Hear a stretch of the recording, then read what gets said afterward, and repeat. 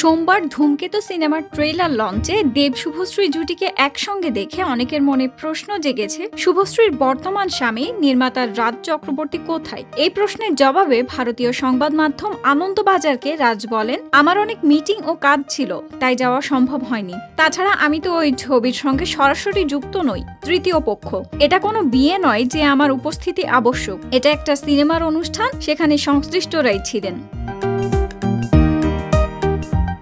দেব শুভশ্রীর সম্পর্ক নিয়ে রাজ বলেন, পুরনো বন্ধুর সঙ্গে দেখা হওয়ার চেয়ে অনেক গুরুত্বপূর্ণ। এত বছর পর ধূমকেতুর মুক্তি, তারা হয়তো পুরনো বন্ধুত্বের কথা ভাবেনি, ভাবলেও সমস্যা নেই, কারণ ওরা আজ একটা কাজের জায়গায় এসেছে, সেটা সফল হওয়াই মুখ্য।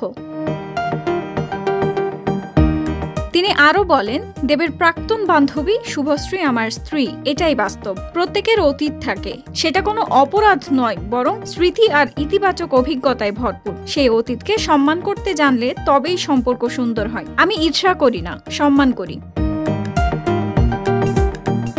2013 সালে ধূমকেতুর শুটিং শুরু হয়। 2015 সালে দেব শুভশ্রীর সম্পর্ক ভেঙে যায় আর নানা জটিলতায় আটকে যায় ছবির মুক্তি। অবশেষে ছবিটি আসছে 14 আগস্ট। দীর্ঘ 9 বছর পর একসঙ্গে হাজির হবেন এই প্রাক্তন জুটি।